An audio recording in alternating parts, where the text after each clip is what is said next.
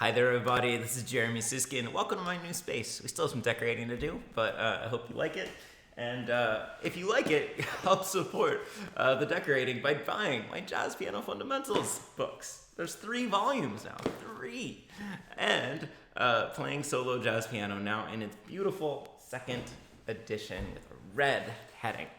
And today I want to talk a little bit about some thoughts and exercises to do regarding ballad playing, and particularly rhythm when you're soloing over a ballad. Because I think a lot of students, and professionals, including myself, see this wide open playing field of a ballad, slow quarter note, and they're just like, do I play fast? Do I play slow? Do I play 8th notes? Do I play 32nd notes? What do I do? And so I want to take a second and look at some of the options. Of course, there's not right or wrong answers, but I want you to be aware of some of the options that you have if you're soloing over a ballad. So let's see. Let's start by talking a little bit generally, and we can use a well-known tune like I Got It Bad and That Ain't Good, the beautiful Duke Ellington ballad. So first thing is really know whether it's straight 8th or swung 8th. The concept of a ballad with swung 8ths is usually related to a, quote, walking ballad or a stride ballad. So walking ballad, the literal meaning would be a ballad with a walking bass line, or a stride ballad would be a ballad, stride.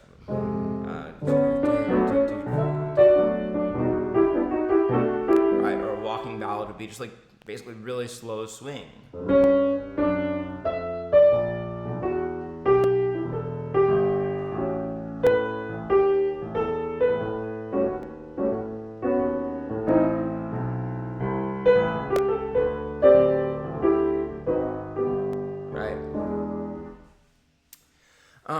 And it's worth mentioning that a lot of times soloists will play ballad actually in double time or with a double time feel in the solos. And you're welcome to do that.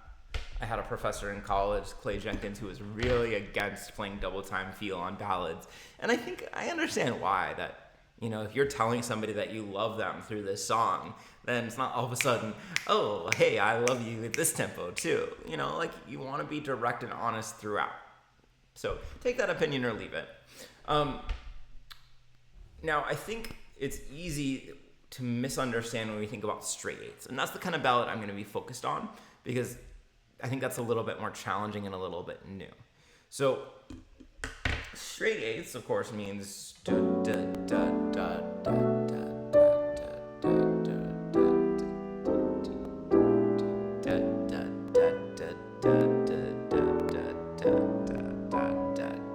right, that's the basic pulse. But it by no means means that triplets are not allowed. And you'll hear the best musicians incorporating triplets in straight 8ths. Just like if you're playing a classical piece, it does not mean that they can't use 8th note triplets, right? That's a straight 8th piece. So make sure that you have both rhythmic subdivisions available to you. And I want to return to that in more detail. But I just wanted to say that up front. 8ths and triplets can coexist. Okay.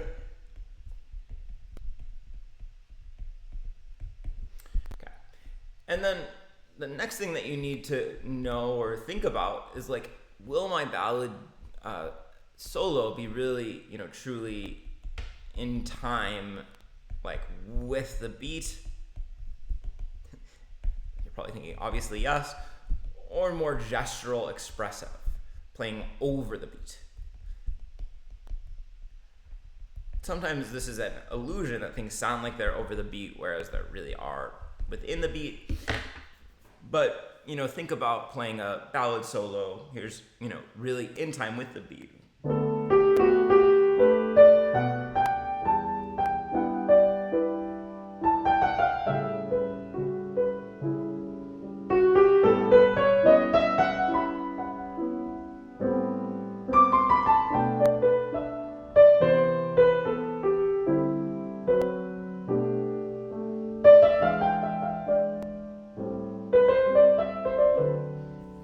right, so that would have been pretty easy to transcribe. Maybe not easy, but I think there's pretty right or wrong answers to transcribe. Sure, I use some eighth notes, I use some triplets, I use some 16th notes, maybe something else was thrown in there, but yeah, it's all basically in a very definable, discernible rhythm. Versus, if I'm thinking, sorry, let me do that again. 3, 4.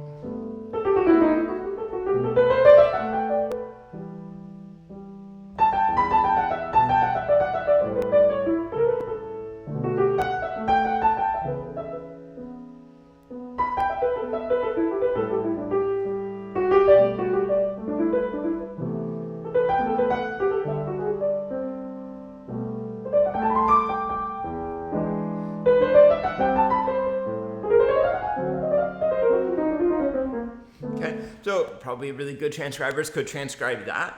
I wouldn't want to be given that homework assignment. That would take me a long time to create anything like that or to recreate that in writing, because it doesn't match up exactly to subdivisions that I am immediately aware of. Maybe it does, and I'm just too dumb. But if they're not eighth notes or eighth note triplets or 16th notes. There's something faster and probably more complicated. So I think of that as more gestural solo, and that's usually going to be faster. Gesture kind of has to have that momentum to it. So it doesn't make that much sense to have it doesn't make sense to me to have a slower gestural solo. So I recommend, for those of you practicing, that you practice and I hope all of you are practicing, otherwise you're really wasting your time. So you practice with a primary unit of straight eighths. And this is, gonna feel slow, but see how much music you can make.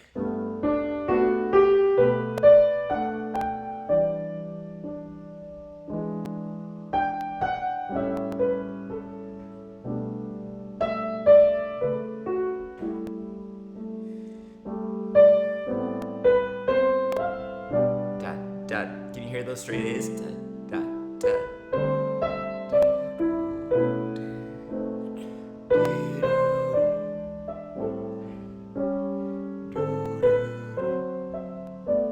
Right? Very slow moving. But that allows you to be very heartfelt. It always feels a little bit like a nursery rhyme to me. Very simple. Okay, and then eighth note triplets would be the next subdivision that you want to really master. These are so important even in a straight eighth ballad. And just to remind you that, of course, when we play eighth note triplets, we could think of having all three triplets.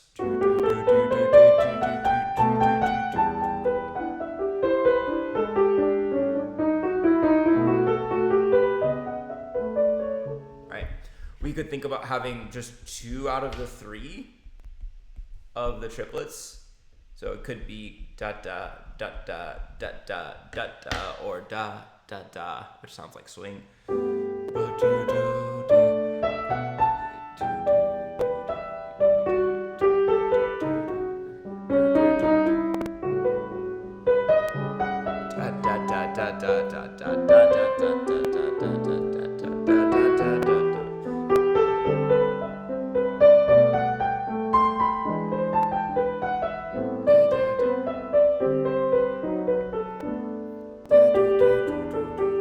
Right, so the best players with triplets, and Bill Evans is the first one who springs to mind, they don't always play da da da da da da da da da, but they are in that subdivision and then they fill in just some of the notes. And then think about 16 notes. And here I would make your 16 notes absolutely straight. And just like the triplets, you don't have to play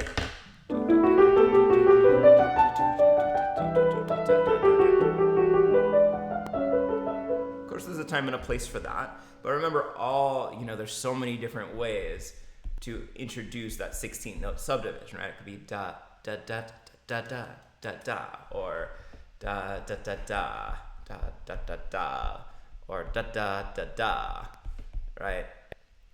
Or da da da da. I'm sure that a rest on beat on the first one, da da da da da. So just think about the rich rhythms that you can create with all these 16th notes.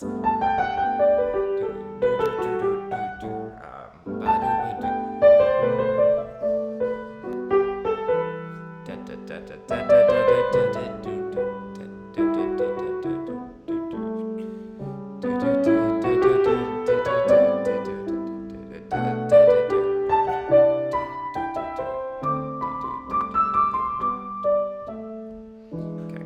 So, and then I would practice rotating between these three groups, okay? So starting with like a phrase with straight eighths, rest, a phrase with eighth note triplets, rest, a phrase with 16 notes. So straight, starting with eighths, da, da, da, da, da.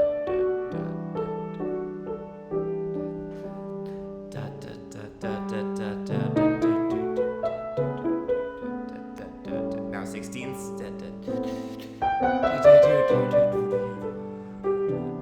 Don't think of 16 as being fast. They're not really that fast at this tempo. Now straight eighths.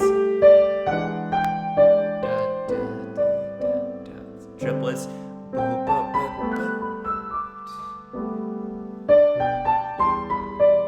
Sixteenths.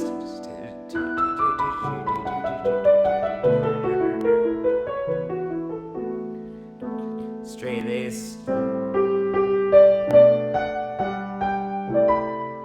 Triplets. 16th notes.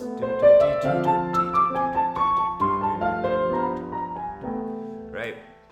I'm just making a cycle. This is great practice so that you get used to playing in these different subdivisions. And then the fourth quote unquote subdivision would be no subdivision at all, gestural. You know, still knowing where the pulse is, still feeling the pulse, but really not trying to play into a subdivision. So.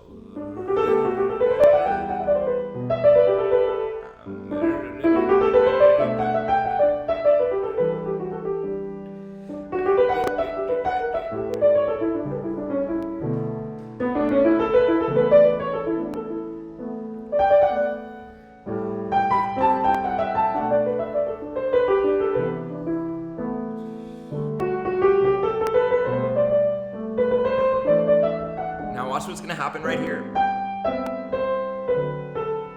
Straight eighths, back to gestural.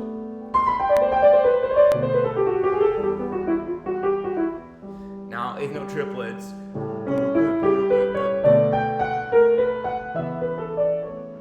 Now gestural.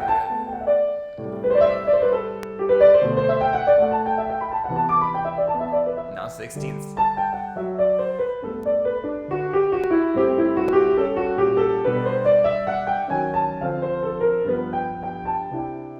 Gestural.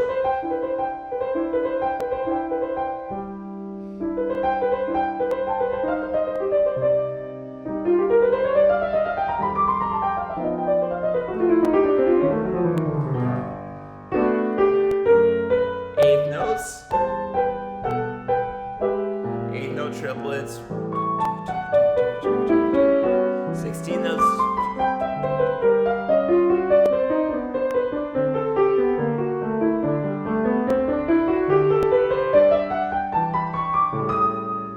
Eighths, gestural here.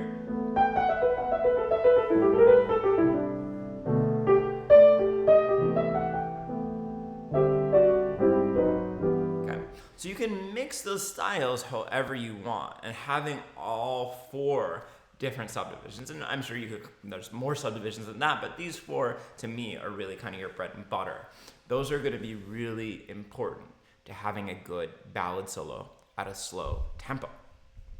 If you like that, I bet you'd like playing solo jazz piano, because we get into all this kind of nerdy stuff, particularly about ballad playing and making those ballads sound really great. 4 chapters in there on different kinds of ballads and ballad voicings and styles and everything. So if you have listened this far and watched this far, thank you. Why don't you say something about your favorite gesture? I don't know what that means. Maybe it's like, come here. Or it's like, hey, say something about your favorite gesture. I'll see y'all later. Bye.